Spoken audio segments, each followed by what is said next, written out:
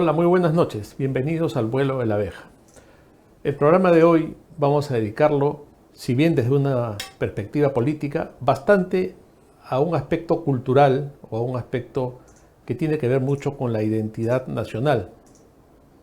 Nunca dejando de lado, por supuesto, nuestra perspectiva o nuestra óptica de programa político.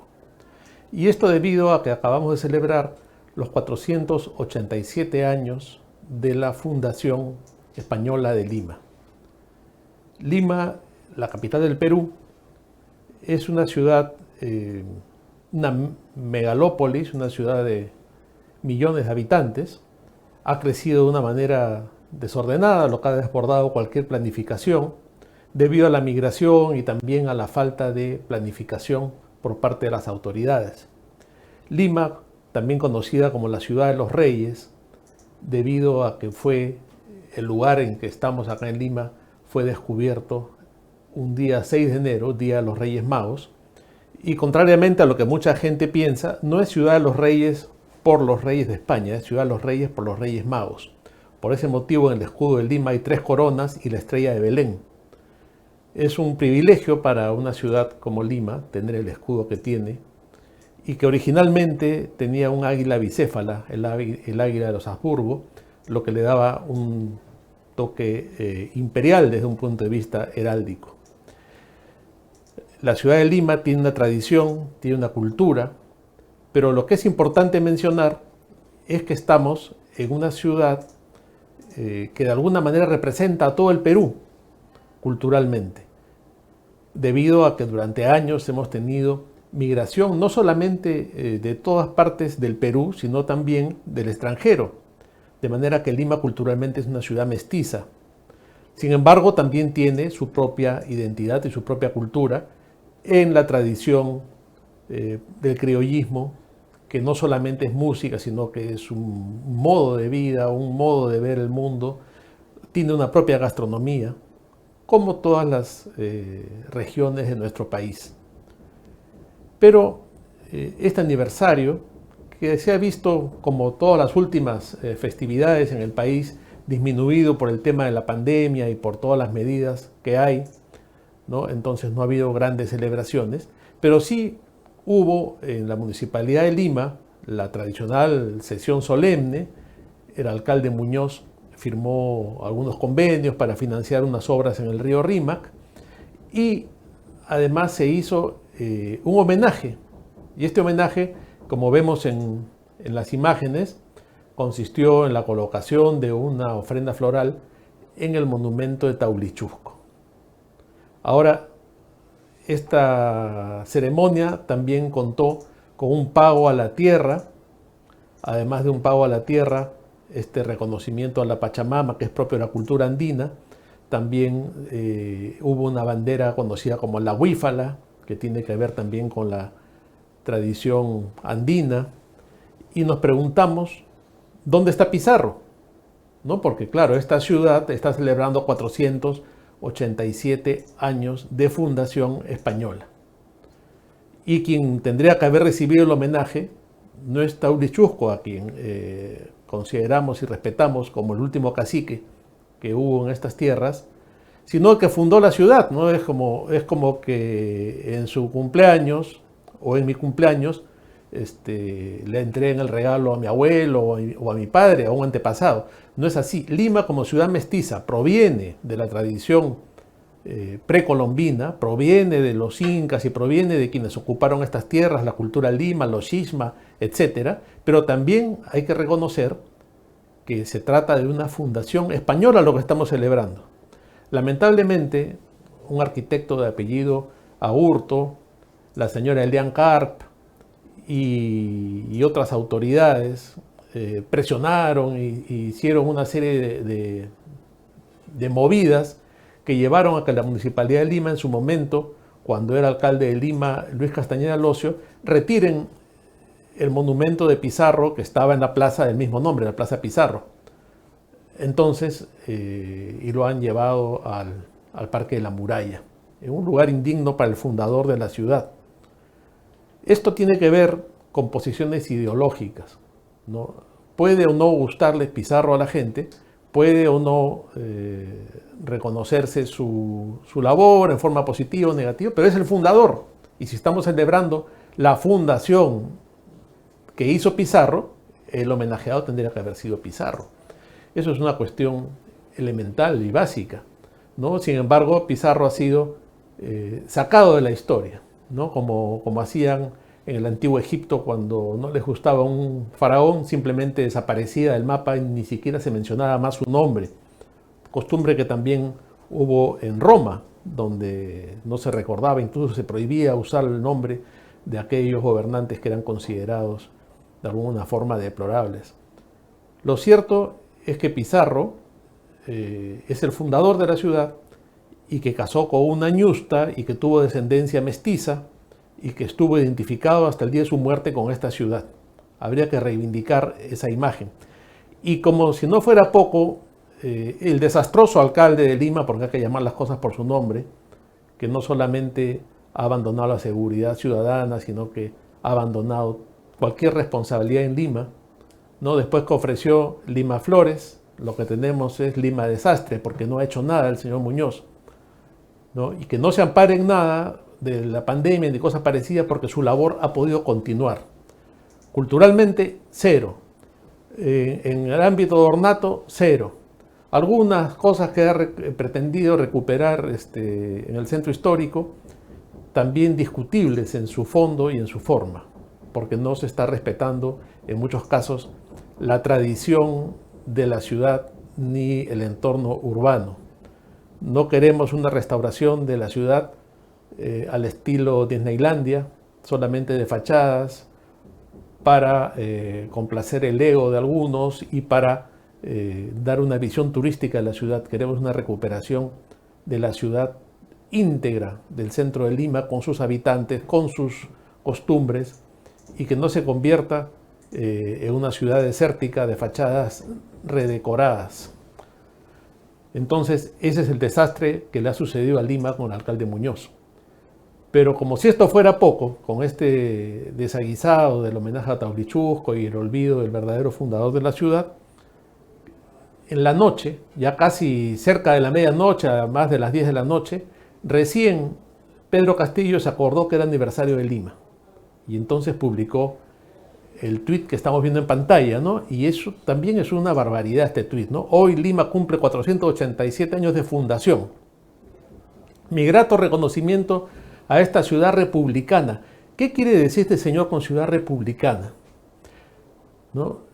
Lima no es una ciudad republicana, Lima es una ciudad en cierto sentido milenaria, porque viene desde antiguas culturas que se han ubicado en este lugar, y luego tiene una fundación virreinal, colonial o como se le quiere llamar, pero no es una ciudad republicana. O bueno, también lo es, pero este señor, que es un completo ignorante, o que quiere a veces hacerse el ignorante, es profesor de escuela, y como profesor dice que Lima es una ciudad republicana, y resalta, ¿no?, que ha sido testigo de importantes sucesos históricos y que ha sabido gestar su propia identidad.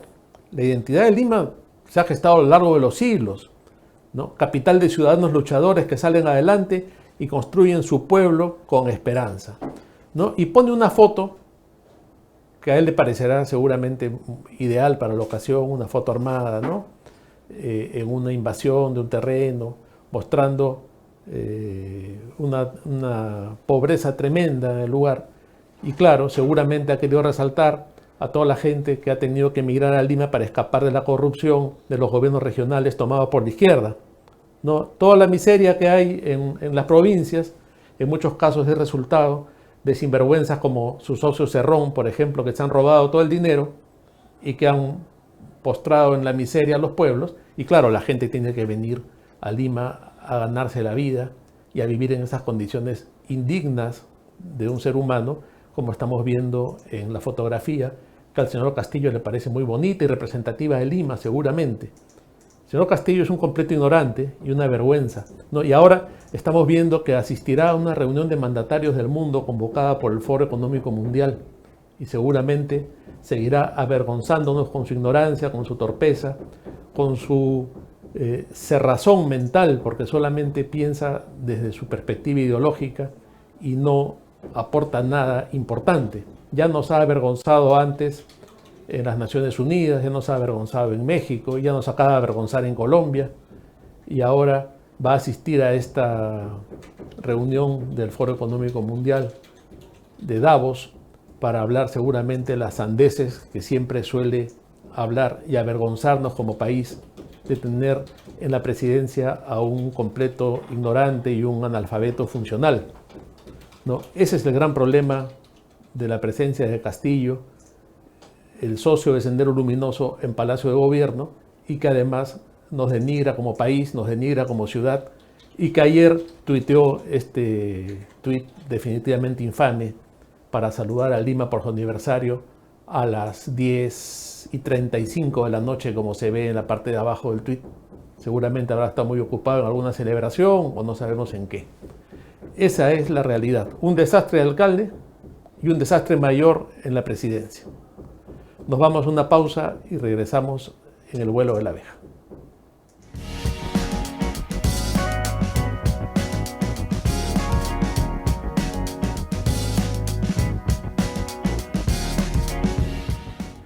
Estamos de vuelta en el vuelo de la abeja y quería comentar un importante pronunciamiento que se ha difundido en la fecha y que tiene la firma que ratifica este punto de vista de una gran cantidad de políticos, intelectuales, académicos, exministros, funcionarios del más alto nivel y personas definitivamente influyentes en la opinión pública nacional.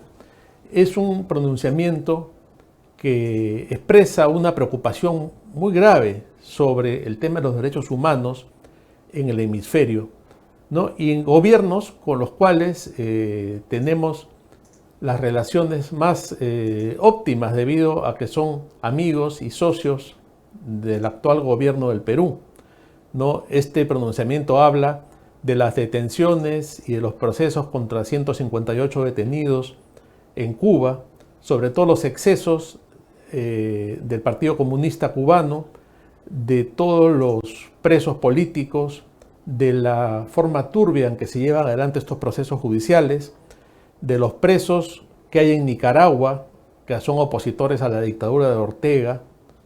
Entre ellos hay presos candidatos presidenciales. Claro, él metió preso a todo el mundo para ganar las elecciones, ¿no? Y Ortega está ocupando la presidencia de Nicaragua por cuarta vez. Esto ha generado el rechazo de toda la comunidad internacional, pero no del Perú. No del Perú, ¿no? En el Perú se festejó y se celebró la elección de Ortega como gran cosa. Ortega es un criminal, un delincuente, ¿no? Que está sojuzgando al pueblo de Nicaragua. Lo mismo que sucede en Cuba. Y tenemos también las mejores relaciones con Cuba, ¿no? Este pronunciamiento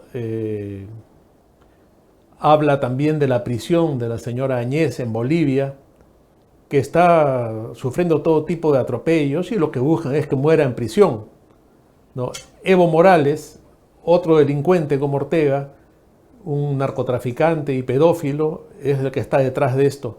En Venezuela sucede lo mismo, ¿no? Se habla de todos estos casos porque el Perú, con un gobierno que es parte del Foro de Sao Paulo, es amigo y socio de estos gobiernos criminales, de estos gobiernos tomados por una banda criminal como es el Foro de Sao Paulo, para destrozar esos países. Entonces, este pronunciamiento que tiene, como yo decía, la firma de una serie de importantes personalidades del país, exige un pronunciamiento de Pedro Castillo y un pronunciamiento del señor Maurtua, ministro de las Relaciones Exteriores, ¿no? Entonces, es importante que el Perú se manifieste sobre esta situación que está ocurriendo en el hemisferio, sobre esta situación lamentable de los derechos humanos, sobre esta situación de tiranías corruptas, de dictaduras corruptas, ¿no? No está de más recordar 6 décadas de tiranía en Cuba, lo mismo que lo que ya está prolongándose en Venezuela y en Nicaragua. No queremos que el Perú siga este mismo camino, por eso estamos en contra de este gobierno socio de todas estas tiranías y cómplice de estas tiranías. Entonces, como la gente se cansa y ya no quiere saber más de Pedro Castillo y de la banda de criminales que ha tomado el gobierno en el Perú, hay un periodista del Trome que hizo un tuit sin duda ya desesperado y cansado y con la mejor intención de liberar al Perú de estas lacras, pero con bastante mal gusto pedía que le metan un balazo a Pedro Castillo, ¿no? Este periodista puso un tuit, ¿no? Y dice: un héroe nacional que se acerque al chotano y le meta un balazo a lo John F. Kennedy, ¿no? Y claro, este periodista Jimmy Hernández, ahí está su foto y su nombre, licenciado en Ciencias de la Comunicación, sin duda se excedió, ¿no? Como decía, es un tuit de muy mal gusto. No se puede pedir la muerte de nadie, no se puede pedir que le metan un balazo a alguien y se cometa un crimen, por despreciable que sea la persona como es Pedro Castillo. Eso no es correcto, ¿no? Pero inmediatamente hubo reacciones en la izquierda, ¿no? Hubo reacciones de gente vinculada al gobierno. Dina Boluarte, por un lado, también se pronunció, ¿no? El respeto a instituciones como la prensa se fortalece si muestra capacidad de autorregulación. Por ejemplo, si deslinda cuando cualquiera de sus miembros rompe la ética profesional e incita peligrosamente al asesinato. Rechacemos la violencia, venga de donde venga. Ojalá tuviera la misma energía para rechazar la violencia comunista, no para rechazar la violencia cuando viene de otros lados, ¿no? Tenemos a Mirta Vázquez, que dice: ante la difusión de una publicación que agrede e incita a la violencia contra el presidente de la República, debo rechazar enfáticamente este tipo de actos contra los derechos humanos e impropios según una democracia. Claro, y el sicariato y el desastre que vivimos de violencia en Lima, eso no le preocupa, ¿no? Mientras Avelino Guillén, que dice que va a fortalecer la Policía Nacional, en realidad también está absolutamente perdido, ¿no? Y llama la atención el silencio de la prensa, ¿no? Cómo no se habla ahora tanto de la inseguridad que nos aqueja. Ustedes recordarán cuando era alcalde de Lima Andrade, o cuando era alcalde de Lima Castañeda, cómo todos los días los titulares exigían la seguridad ciudadana, y ahora con el señor Muñoz no dicen nada, y con Avelino Guillén, que está totalmente fuera de la realidad, tampoco dicen nada, y la violencia crece todos los días. Y ahora este señor Jimmy Hernández del Trome, claro, comete, insisto, un exceso y es de mal gusto lo que hace, pero pide que le metan un balazo. Ya está desesperada la gente, pues ya no saben qué decir, ¿no? Entonces empiezan a aparecer las lisuras, los exabruptos y tweets como este, que lamentablemente le va a costar muy caro a este periodista, ¿no? Entonces hay que tener cuidado con lo que se dice, ¿no? No se puede escribir este tipo de cosas. Pero dentro de estas reacciones hay una reacción que llama mucho la atención, ¿no? Es la de la congresista que todos conocemos por sus desatinos permanentes, ¿no? Sigrid Bazán, que dice, tenemos el tuit, sí, dice: rechazo tajantemente las expresiones que incitan a la violencia y en contra de la integridad del presidente Pedro Castillo. Hacemos un llamado a la Fiscalía, ahí sí se pone brava y acuseta, ¿no? Para que realice las investigaciones correspondientes. Ella ya no se acuerda cuando hace un tiempo ella también tuiteaba pidiendo la muerte de alguien, ¿no?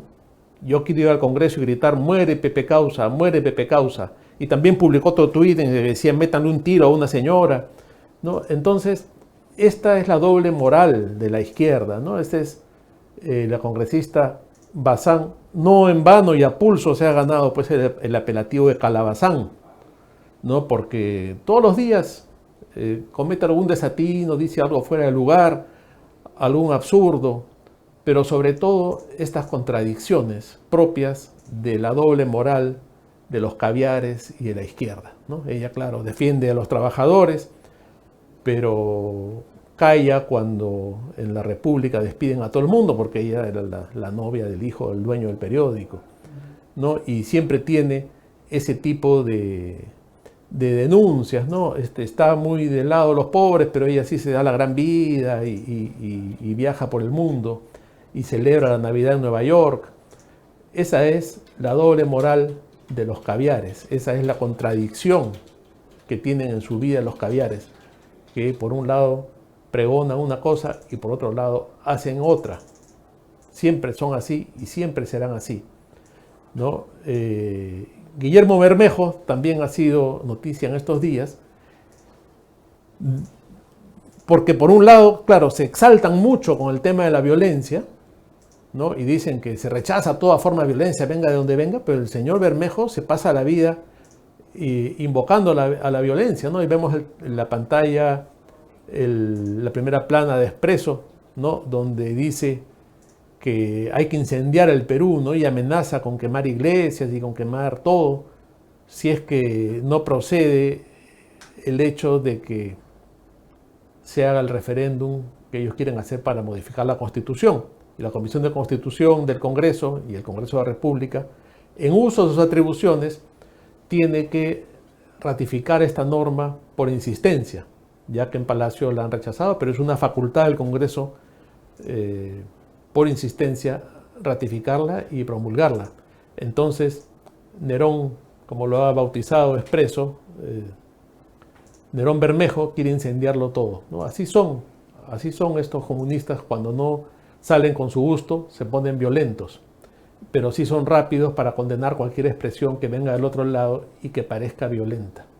No olvidemos que fue Marx justamente el ídolo de todos estos comunistas, el que definió a la violencia como la partera de la historia, ¿no? Entonces estamos ante estos personajes que son violentos porque son comunistas, ¿no? Como Castillo, como Bermejo, como Cerrón, una partida de violentistas, comunistas, neosenderistas que están en el poder en el Perú. Vamos a una pausa y regresamos en el vuelo de la abeja.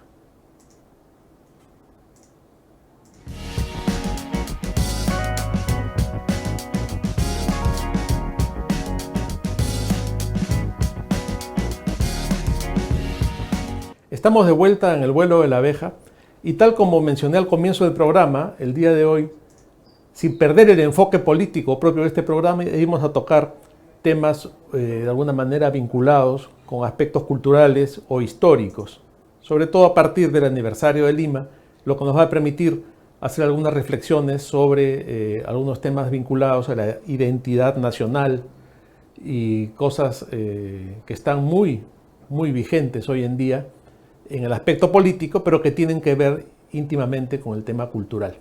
Para tocar estos temas tenemos un invitado muy especial, que es Rafael Aita, y que es conocido en las redes sociales y en el mundo virtual y cultural del Perú como Capitán Perú, debido a que él ha tomado esta identidad de superhéroe para defender precisamente la identidad del Perú y en una posición que revisa la historia oficial que se nos ha enseñado en los colegios y que muchas veces, e incluso en las universidades, y que muchas veces no tiene que ver con la realidad, ¿no? Es una historia acomodada precisamente con conceptos ideológicos o con prejuicios.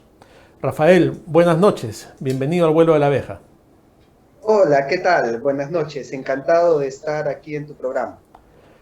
Rafael, un primer tema sobre el cual quería conversar contigo es sobre el aniversario de Lima, ¿no? Se han celebrado 487 años de la fundación española de la ciudad. Sin embargo, hemos visto que la celebración oficial de esta efeméride por parte de la Municipalidad de Lima fue con una bandera huífala, con un pavo a la tierra, que se ve ahí en las imágenes, y con un homenaje a Taulichusco, ¿no? Claro, a Taulichusco le hemos reconocido como un antecesor, el último cacique de Lima, pero en realidad tú coincidirás conmigo en que el personaje de la Fundación de Lima pues es Pizarro, ¿no es cierto? No, sí, totalmente, por supuesto que sí.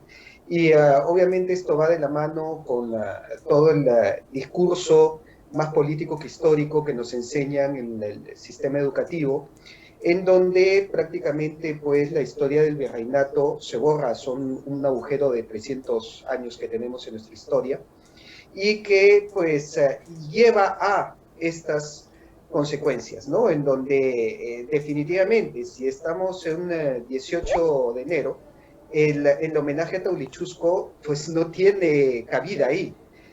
Puedes hacerle un homenaje a Taulichusco durante todo el año y reconocer la valía pues de la cultura Xisma, de la cultura Wari y de todas las culturas que se establecieron en el Valle del Rímac antes de la fundación de Lima, pero el día de la fundación tienes que dedicarlo precisamente a lo que conmemora la fecha, si no, ya la fecha no tiene ningún sentido. Claro, Taulichusco es un antecedente, no es como yo decía ahora antes de que entres al programa, que celebrar el 18 de enero con Taulichusco es como que el día de tu cumpleaños le den el regalo a tu abuelo, ¿no? Es una cosa así que no corresponde ni históricamente ni protocolarmente, no tiene ningún sentido. ¿Qué opinas tú del hecho de que se haya retirado el monumento de Pizarro de la Plaza de Armas?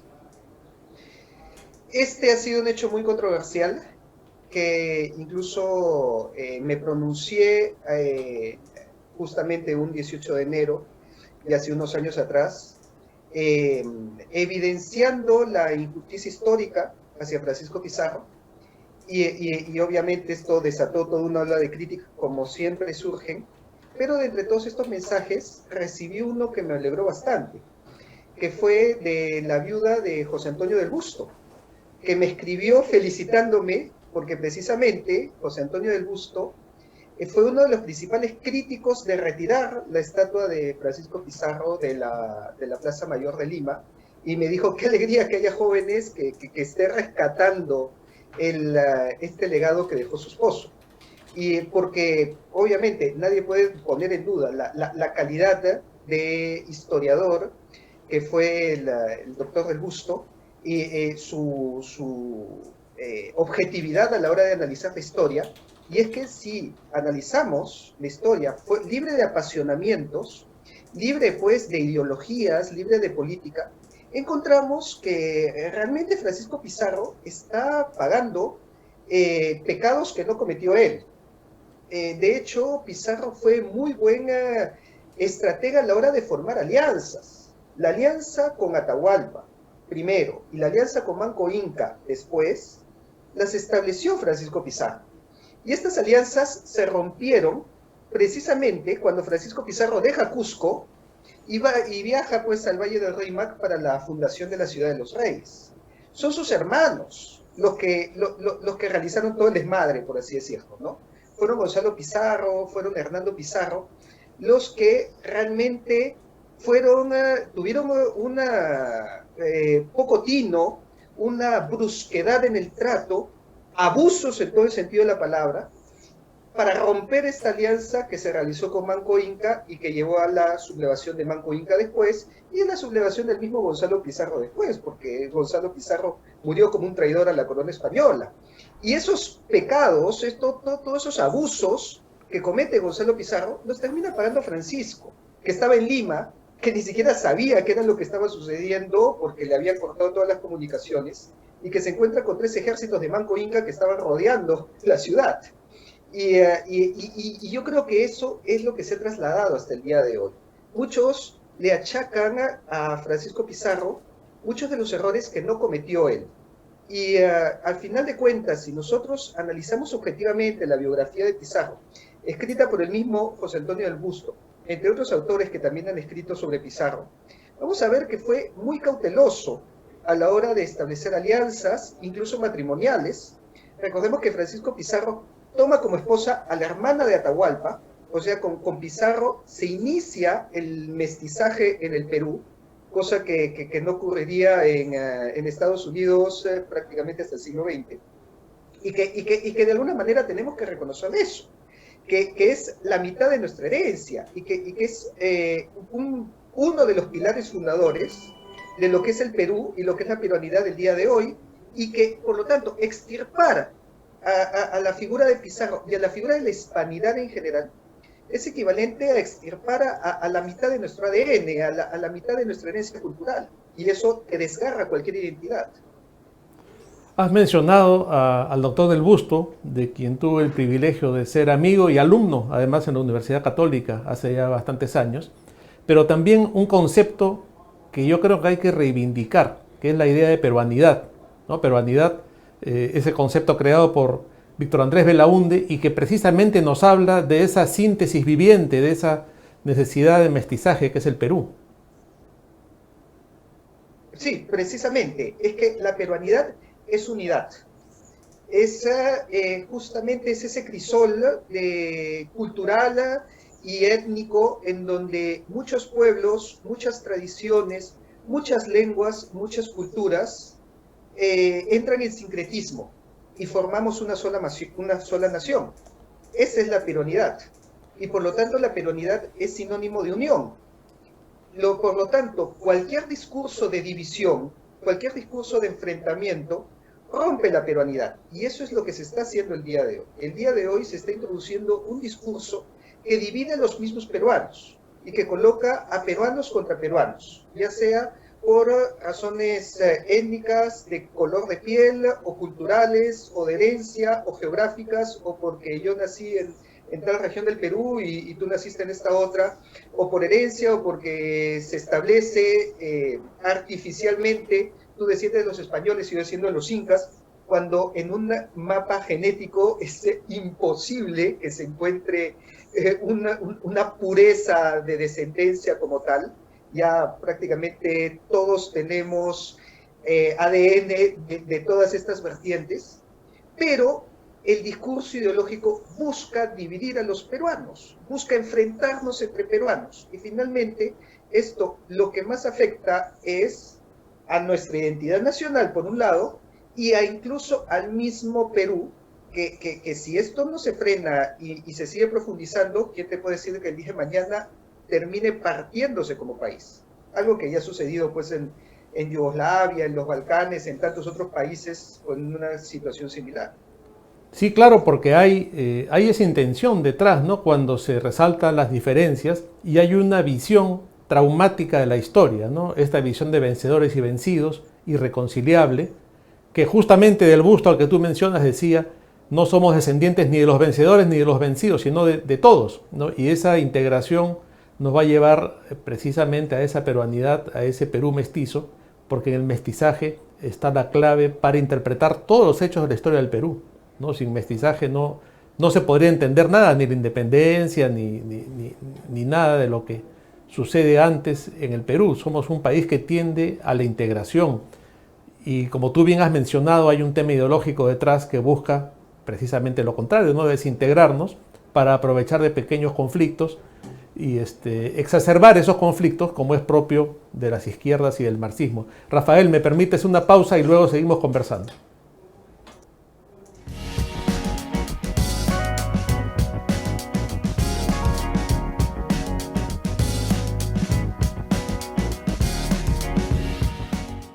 Estamos conversando con el capitán Perú, Rafael Aita, sobre temas vinculados con la identidad nacional, con el mestizaje y con la peruanidad. Rafael, hay un tema que también se agita mucho y que está detrás de todo esto, y es esta especie de enemistad que se está creando entre las provincias y Lima, y este permanente agitar el tema del racismo. ¿Dónde ves tú el origen de todo esto? Bueno, definitivamente en la reforma curricular que se realizó durante la década de los 70 en el gobierno militar de Velasco, en donde se introduce este cambio en el discurso, que divide a la historia de manera, diría yo, muy caricaturesca entre buenos y malos, ¿no? Donde básicamente tenías una utopía andina encarnada en el Tahuantinsuyo, que fue sistemáticamente destruida por los malos de la película, ¿no? Por el grupo de españoles invasores que saquearon, que destruyeron, y que pues mantuvieron un régimen de opresión durante todo el reinado. Ese es el discurso de la educación. Eso es totalmente artificial, ese es un invento político, eso es dialéctica pura, por no decir dialéctica marxista o hegeliana incluso. Si nosotros revisamos los hechos, no podemos dividir la historia en dos bandos, porque todos sabemos que desde el Tahuantinsuyo ya existía una guerra entre hermanos, entre Huáscar y Atahualpa, y ahí ya había dentro del mismo incanato dos bandos bien marcados. Luego, entre los mismos conquistadores, también entraron en guerra civil, entre pizarristas y almagristas, ¿no? Recordemos que Almagro es asesinado por los hermanos de Pizarro y Pizarro es asesinado por los almagristas, no por los incas. Y de hecho, que tenemos muchas panacas incaicas, específicamente la panaca de Pauyo Inca, que es aliada de los españoles. Incluso después de la rebelión de Manco Inca, de la sublevación de Manco Inca, Pauyo Inca se enfrenta a su hermano y se mantiene leal a Pizarro y Almagro. Entonces, no podemos hablar de un solo bando. Existieron muchas facciones y dentro de estas facciones también podemos incluir huancas, chancas, huaylas, que tomaron uno u otro bando, dependiendo de la circunstancia, ¿no? Y esto también me sucedió en un debate que tuve en la Universidad de Huancavelica, en donde uno de los profesores que precisamente defendía la tesis de la invasión y la opresión durante el virreinato, le dije, oye, pero los huancas fueron aliados de los españoles, y ahí el sujeto le cambió el chip. Y dijo, bueno, sí, es verdad, ¿no? Mis antepasados contribuyeron a esto. Entonces, es imposible decir, no, los criollos libeños son los hijos de los opresores, mientras que en provincias los andinos es el descendiente del Inca y que es el que encarna la resistencia en contra del criollo opresor que es hijo del extranjero. Eso no sucedió por ningún lado de la historia. Eso es pura dialéctica, eso es pura política y eso es dividirnos y enfrentarnos entre peruanos. La realidad es que existieron muchísimas facciones, no estaban unificados dentro del mundo andino, incluso dentro del mismo Cusco, los historiadores reconocen a los alcabizas, a los ayamarcas, que eran cusqueños, como enemigos de los incas, y reconocen incas y panacas incaicas, especialmente las huascaristas, que eran aliadas de españoles durante todo el virreinato, por si acaso, porque en el virreinato muchos piensan que los incas los mataron a todos, los extinguieron, e ignoran la gran historia de los nobles incas del virreinato, que tuvieron escudos, títulos, privilegios, y estuvieron a la altura de cualquier casa noble europea, e incluso se casaron muchos de ellos con nobles en España. Y tenían los privilegios de cualquier noble de Europa. Y esa historia ha sido ignorada. Yo no entiendo cómo el indigenismo, que tanto reclama rescatar la dignidad andina, deja de lado 300 años de historia de nobleza. Y cuando se los menciona, más bien entran en conflicto. Y es porque existe una politización del discurso. Si sacamos la política, nos vamos a dar cuenta que la realidad es totalmente distinta. La realidad es que los descendientes de la panaca de Huayna Cápac, a través de Pauyo Inca, mantuvieron sus privilegios durante el virreinato, vivieron como nobles, hablaban español, latín y quechua, eran trilingües y eran fervientemente católicos y fueron los que fundaron las primeras iglesias y parroquias en Cusco. Específicamente la ermita de San Cristóbal por Cristóbal Pauyo Inca, y la iglesia de la Virgen de Guadalupe por su hijo Carlos Inca. Las primeras iglesias en Cusco fueron fundadas por descendientes incas, católicos, fervientemente católicos, e hispanos y aliados de la corona española. Y eso no nos lo dice nadie. Y es parte de la historia andina que ha sido dejada de lado totalmente. Claro, Así y quien acaba con todo esto más bien es Bolívar, y tampoco se recuerda que hasta 10 años o más después de la independencia había sublevaciones realistas en la serranía del Perú. Antonio Huachaca, por supuesto, Claro. Antonio Huachaca Navala, en Ayacucho mantuvo un bastión realista que incluso funcionaba como un Estado real monárquico dentro de la República, más o menos hasta la época de la guerra con la Gran Colombia, o sea, varias décadas después de la independencia. Y claro, Antonio Huachaca le reclama a los libertadores diciéndoles, ustedes nos han despojado de nuestras riquezas y de nuestra religión. ¿Y qué nos han dejado a cambio? Pura anarquía, que fue el periodo después de la independencia, que fue un periodo de militarismos y guerras civiles, en donde tuvimos 9 presidentes en 20 años y 5 constituciones, o sea, un caos muy marcado que dañó bastante al Perú porque también llevó a su fragmentación, cosa que no sucedió con Brasil, por ejemplo. Entonces, conforme voy hablando, van surgiendo más y más temas. Mira, hemos pasado de Lima hasta la independencia, porque vas jalando el hilo y vas encontrando que mientras más jalas el hilo, más nos han mentido. Y más la historia que nos han contado no tiene asidero con los hechos que sucedieron realmente. Y conforme vamos viendo los hechos, también nos lleva a entender mejor el Perú de hoy y de dónde vienen muchas de las divisiones que han sido introducidas artificialmente para balcanizarnos y también para restarnos poder, porque recordemos que el Perú era la potencia de la región, era el centro político, económico, cultural, que obviamente tenía que fragmentarse, tenía que decaer, porque si no la Gran Colombia o el Río de la Plata o Chile nunca iban a surgir ante la sombra del Perú. Con lo que tú estás diciendo, Rafael, sostienes que la independencia es un fenómeno foráneo, exógeno, impuesto en el Perú y que termina imponiéndose, bueno, valga la redundancia, y que sería una suerte de guerra civil lo que sucede finalmente. ¿Ese sería tu punto de vista? No es mi punto de vista. Voy a citar datos objetivos porque dato mata relato y el número no se puede falsificar, que nos va a ejemplificar perfectamente esta situación. En la batalla misma de Ayacucho, tenías al ejército realista y tenías al ejército patriota comandado por Sucre. En el ejército patriota de Sucre tenías aproximadamente unos 3.000 gran colombianos, unos 1.500 peruanos y unos 500 entre argentinos y chilenos, o sea, mayoría extranjera, principalmente gran colombianos del ejército que había venido con Bolívar y con Sucre. Y lo que nadie nos dice es que en el ejército realista solamente habían 300 españoles. El ejército realista no era ejército español, era el ejército real del Perú.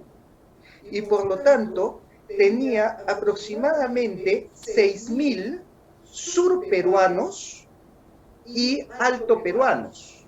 O sea, entre ayacuchanos, cusqueños, puneños, arequipeños y lo que es hoy Bolivia. Ese era el grueso del ejército realista que luchó en la batalla de Ayacucho. Porque si nos vamos a otras batallas anteriores, vamos a encontrar que los números de peruanos son más grandes todavía.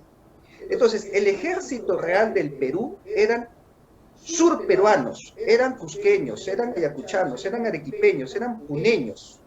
Era el ejército del Perú, y así lo veían, por ejemplo, en Quito, cuando se forma la Junta de Quito y busca su independencia, y Abascal envía al ejército realista, lo ven como el ejército del Perú, lo ven como integrado por peruanos.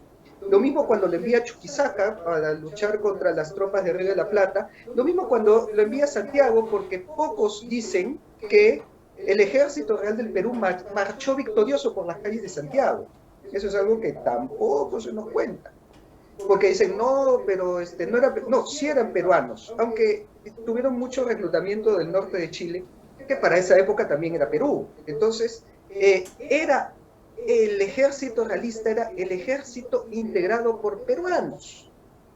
Eso es número, eso no es opinión, eso es no, que yo pienso que fue así. No, eso está en los números y que está reflejado en el mismo abrazo que se dio antes de la batalla de Ayacucho, Así que es, sí. Sucre le pidió permiso para que los hermanos se abracen antes de la batalla porque había peruanos en ambos bandos, familiares entre ellos, incluso hermanos. De hecho, en el ejército realista estaba el hermano de Ramón Castilla, ¿no? que luego de la independencia se fue a vivir a España. Así que ahí nomás nos damos cuenta de esta ficción que nos han contado que la independencia fue contra españoles. No, la independencia fue de argentinos, chilenos y gran colombianos en contra del Perú.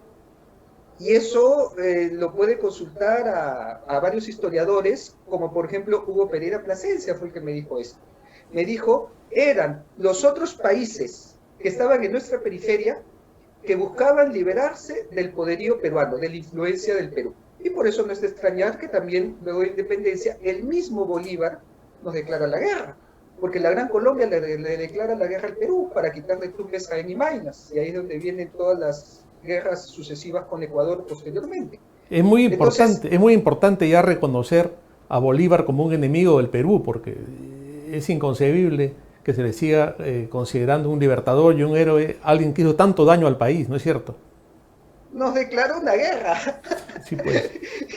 ¿En qué país pueden considerar como un héroe a alguien que te declara la guerra para quitarte territorio y donde se derramó sangre peruana porque Bolívar nos declaró la guerra? Y ahí tienes la batalla del Portete del Tarqui, que el día de hoy pues es el Día Nacional del Ejército Ecuatoriano.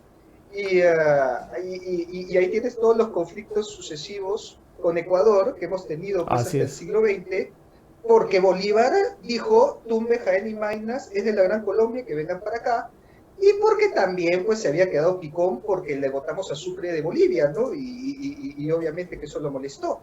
Y además recordemos que las acciones de Bolívar en el Perú tampoco fueron muy honrosas, ¿no? Eso lo pueden leer en el mismo Basadre, que dice pues que a nosotros nos tocó vivir el Bolívar tirano, porque incluso mandó a fusilar a Benito Noriega, mandó a restituir la esclavitud, porque cuando San Martín declaró la independencia, abolió la esclavitud para los hijos de los esclavos. Y uno dice, oye, ¿cómo es que Ramón Castilla después tiene que abolir la esclavitud? Bueno, obvio, porque Bolívar ya la había restituido. Entonces, y sin mencionar que de paso se estaba nombrando presidente vitalicio con la constitución vitalicia, irónicamente llamada vitalicia porque duró 50 días. ¿No?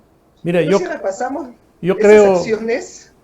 sí, yo creo, Rafael, que Bolívar va a ser motivo de otro diálogo entre nosotros porque es un tema interesantísimo y también no solamente eso, sino que fue un sanguinario con su propio pueblo donde acabó con indígenas y hizo una serie de barbaridades. Claro que sí. Claro la masacre de los Pastos en plena noche de Navidad. Así es, ¿no? Entonces, me parece interesantísima esta conversación que hemos tenido para desmitificar un poco la historia y para dar a conocer la verdadera historia, no esa historia oficial edulcorada y arreglada que nos han enseñado en los colegios en las últimas 4 o 5 décadas, ¿no? Entonces, te comprometo para seguir conversando esto porque lamentablemente nuestro programa ha llegado a su fin. De manera que te agradezco muchísimo, Rafael. Muy interesante. Por supuesto, gracias a ti. Tenemos bastante para conversar. Bueno, este mito, como decía, tiene bastante razón de ser y es que en verdad fue el Congreso peruano que se le tiró a los pies a Bolívar, ¿no? Ahí no se le puede reclamar mucho porque nuestros políticos prácticamente le entregaron todo el poder en bandeja y eso deja mucho de que decir de nuestros políticos hasta el día de hoy, creo yo. Y eso, como dices, entonces es para repasarlo todo otro día. El día de hoy estamos hablando de la Fundación de Lima, que dejo un dato también anecdótico. Nunca dejó de llamarse Ciudad de los Reyes. Si buscan los documentos oficiales, no hay una refundación como Lima. Así es, oficialmente, eso es verdad, sí. Somos la Ciudad de los Reyes del Perú. Muchos se pican cuando digo eso, pero está en la fundación oficial y nunca se refundó. Datos interesantes como ese y otros más datos para romper los mitos de la historia lo pueden buscar en mis páginas, ¿no? A mí me pueden encontrar en Facebook, YouTube e Instagram como Capitán Perú. Así que, pues, un poco para abrirnos los ojos ante una historia que nunca nos han querido contar. Excelente, Rafael. Muchas gracias. Muchas gracias. Ha sido el Capitán Perú, desmitificando la historia y abriendo un poco los ojos a todos sobre nuestra verdad y sobre nuestra tradición histórica del gran país que es y debe seguir siendo el Perú. De esta manera hemos llegado al final del programa, como siempre, todos los miércoles por BHTV y en las páginas de redes sociales de laabeja.p. Nos vemos el próximo miércoles.